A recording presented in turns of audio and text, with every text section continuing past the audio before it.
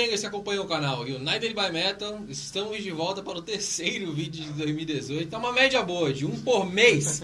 E a gente pede desculpas por essa ausência no começo de 2018, né? Na hora que a gente programava, mas por incrível que pareça, né? Ó, Fábio casou, né? Então você tem uma chance também. Aí o Marcão... o Marcão teve uma filhinha, cara, agora virou papai, tem uma princesinha agora em casa, ele não tá mais dormindo, coitado. Então, assim, foram coisas que realmente impossibilitaram a gente de gravar. E também a gente passou a ter alguns problemas técnicos com a nossa principal câmera aqui de gravar. A gente não grava com celular. E a nossa câmera tá com problema e tal, e aí como a gente não gosta de mendigar aqui para vocês, né, pra gente renovar nossos equipamentos, a gente vai continuar com ela aí, quebrando galho, até quando for.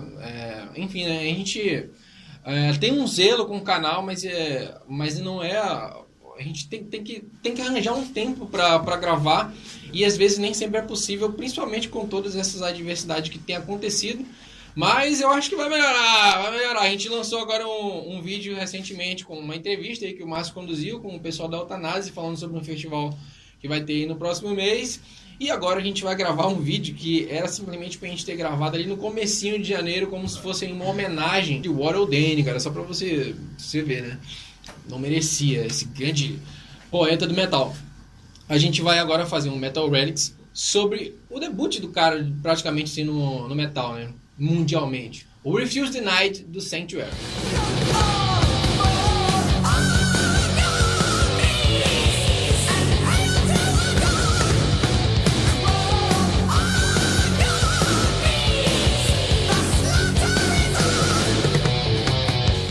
Bom, antes da gente falar desse debut do Sanctuary, vale a pena a gente fazer uma notinha aqui sobre uma banda. Foi a primeira banda de heavy metal que o Warren Dane teve, né? Em 1981, se chamava Serpent's Night, né, que não chegou a vingar, mas aí muitos anos depois, ali no começo dos anos 2000, eles tiveram seu material aí relançado, né, naquela qualidade ali, você pode encontrar no Spotify, cara, então vale a pena você ouvir, pelo menos por curiosidade. E o que há de interessante nisso é que nessa época do Serpent's Night, eles já tocavam o cover do Jefferson Airplane, cara, White Rabbit. E também tinha uma música que era só instrumental chamada Battle Angels. Então por aí você já faz a conexão, né, cara?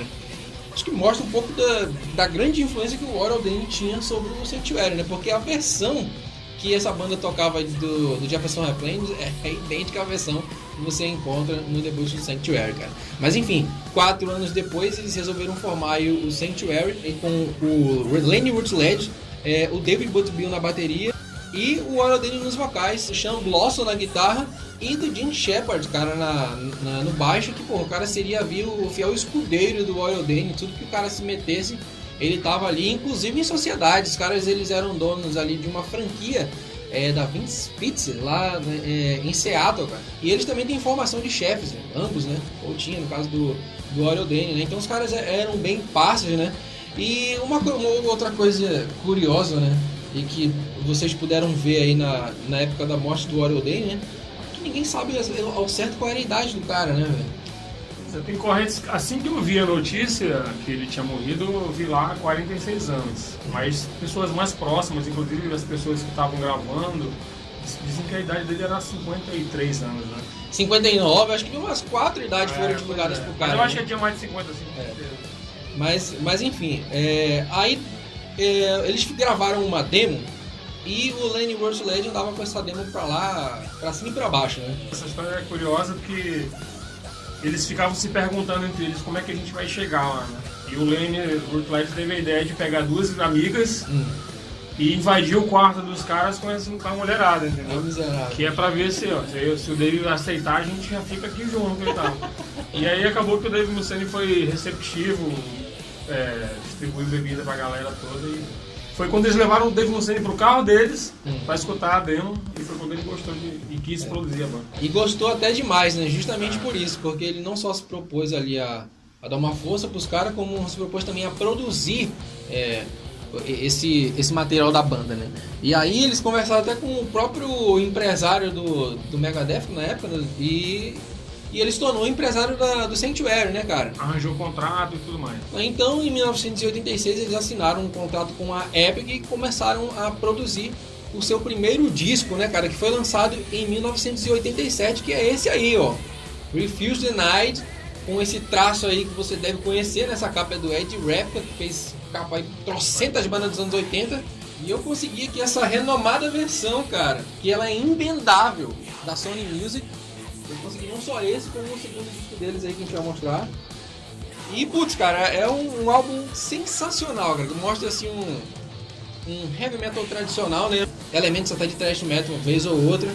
E o Warren Dane, a performance mais sei lá, não vou dizer agressiva, mas a performance mais aguda da carreira do cara. Rob Halfordiana também. Talvez. Digamos que a performance mais esbanjosa, né, da carreira dele. O cara dava um fôlego louco para atingir notas extremamente altas. Então, assim, o cara é comprovadamente um grande vocalista, mas aquele se torna um destaque realmente pelo trabalho que o cara fez ali e a forma como ele cantava, né? E não só notas altas, mas também cantava de forma bem agressiva. Aqui você não consegue ver muito do que consagrou o Warren Dane, que são os tons baixos. Eu acho que ele praticamente não usa nesse disco, né? Muito pouco. Mas é um disco que ele tem alguns clássicos, caras. E a própria Battle Angel, né, que ela começou o projeto dela ali no Serpent's Night, é uma música muito foda, cara. É uma música que, a exemplo dessa performance do Warren Dane aqui, ele chama atenção pra caramba nesse clássico, né? E quais seriam as outras músicas aí, Márcio? Cara, eu acho que esse lado A, falando que já que a gente tá com um vinil aqui, é difícil não destacar alguma delas. Mas a outra que eu poderia falar é justamente a Die For My Sins. Que pra mim é simplesmente uma das melhores músicas de heavy metal que existe. Eu acho que é a mais conhecida desse disco aí, não é? Essa música? Provavelmente. Eu acho que o cachorrinho concorda com a gente ali. Eu acho que sim, porque ela foi coverizada por muita gente, né, cara? Eu lembro aqui de cabeça do Labyrinth, que é uma banda italiana que fez, inclusive tocou no, acho que no Gods of Metal, ao vivo, com a participação do Warren Dane cantando. Então talvez tenha sido uma música mais conhecida desse disco. Mas o disco é bom por inteiro, né, cara? Exatamente.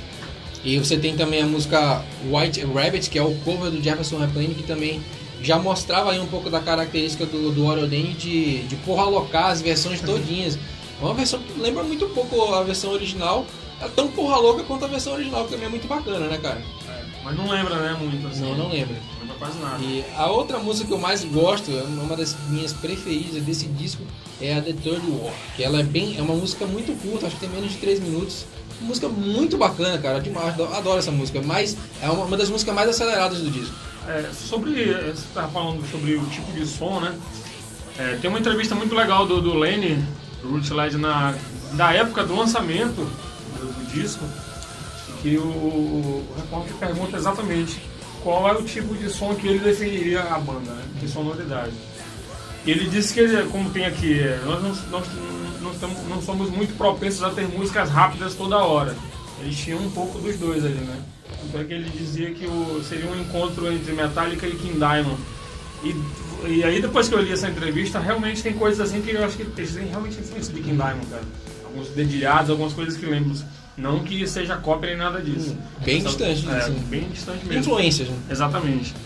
E eu acho que eles deixaram transparecer esse lado de fazer música mais cadenciadas, eu acho que a partir do segundo disco, né, cara? Ainda citaria também a Termination Force, que pra mim é uma das melhores músicas da banda, cara. E como eu falei agora há pouco, o lado A pra mim é muito difícil de você dizer qual é a melhor ali, porque pra mim é tudo perfeito. Mas eu também falaria eu citaria a Veil of Disguise, que é a música que fecha o álbum, que é um outro grande clássico da banda. O disco, ele, com essa gracinha do Dave Mustaine de produzir o disco, digamos que essa seja a parte...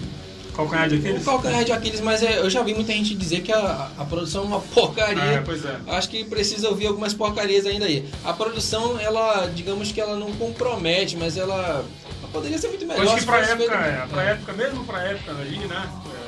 Meados dos anos 80 e tal, acho que dava pra fazer coisa melhor, mas é compreensível que o Dave Mustaine não não é produtor. O cara estreou aí, né, fazendo talvez essa tenha gracinha. produzido coisas do próprio Megadeth em formato demo ali, mas os caras iam dizer não pra ele. Pois é. Sendo que ele tava ali cooperando com tanta coisa com a Ajudou banda, pra caramba, né? Exatamente. Tanto é que levou os caras pra turnê, que foi pra Europa, tocaram junto com o Warlock. E esse disco aqui, cara, ele, na verdade o Sanctuary ele acabou sendo uma banda que não ficou super conhecida, mas sempre foi uma banda que meio cult, assim, né? Uma banda que muita gente conhece e tal. E eu acho que talvez até por isso, né, foi uma força pra banda voltar tempos depois ali atrás, inclusive durante a morte do Iron Maiden, a banda tava nativa, né? E ainda está, né? Os caras estão concluindo a turnê pra honrar os compromissos, né? Mas enfim, né? Depois os caras... Já tem ali aqueles burburinhos, né? Que vocês deveriam continuar. Talvez, de repente, os caras possam até estar pensando nessa possibilidade. Mas uma outra curiosidade sobre essa forma que o Iron Maiden cantava, né? Inclusive ele tem uma entrevista... Pessoal, esclarecer uma coisa, né? Ele morreu aqui no Brasil, né? A maioria das pessoas já sabem disso. No dia 13 de dezembro de 2017, mas ele já estava aqui no Brasil há algum tempo, estava morando aqui. Alguns meses, né? Tem foto dele aí no show do Halloween, né? Tem foto dele com a galera. King Diamond, ele tem foto aí pela internet. Galera, no meio da galera. No palco e tal, no público e tal. Então, ele fez entrevista para vários canais do YouTube. E eu peço a eles que eu não tô conseguindo lembrar agora o nome do canal, cara. Acho que é Palhetadas. Ele deu uma entrevista para esse canal aí e ele fala um pouco sobre essa época que ele cantava dessa forma aí, né? E ele mostrou esse material do Sanctuary para uma professora de canto aí. E ela falou, olha, se você continuar cantando dessa forma, você vai destruir sua garganta, né?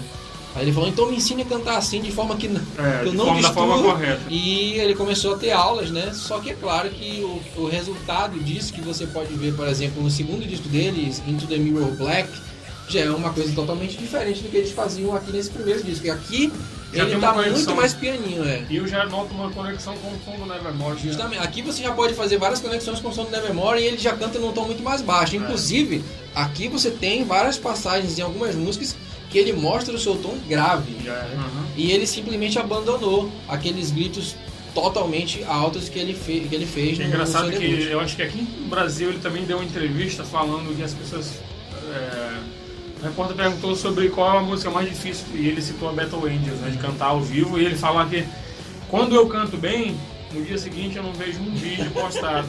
Agora vai eu cantar mal, que no outro dia 10 pessoas postaram o mesmo vídeo lá. Ele se incomodava bastante com isso, mas... né, mas é uma música que ele disse que ele jamais ia deixar de gostar. Sinceramente, é o tipo de música que pra mim é a música de estúdio. Várias bandas fazem isso, eu não sei porquê. Mesmo quando a pessoa é jovem ainda, tem até capacidade para fazer isso, ao vivo ela não consegue fazer a mesma coisa que fazem em estúdio. Sinceramente, eu não sei porquê que eles fazem isso em estúdio. Mas sabe o que é? Tipo, por exemplo, o próprio Judas Priest tem muito isso. Tem muitas músicas que dá pra fazer um set list de músicas que o Rob não consegue mais cantar. Agora. Mas, é uma coisa que eu gosto, que eu acho legal que o Rob faz, só pra dar um parâmetro. Ele adapta, né? A idade, dane-se. Eu prefiro escutar a música do que nunca mais escutar, entendeu? Então é uma coisa que o Iron Maiden também fazia, tinha que fazer, né, cara? E muita gente gostava, muita gente não gostava, mas eu preferia ainda mesmo que ele tivesse vivo que ele tocasse, do jeito que desse, mas tocasse. Adaptando. Mas enfim, é um excelente debut, cara. Você precisa ouvir, mas só pra que conste aqui, eu prefiro esse aqui, o segundo deles. Mas o Fist the Night é foda pra caralho. E é isso, espero que vocês tenham gostado do vídeo. Escutem Sanctuary e escutem principalmente Nevermore, motherfuckers! Valeu!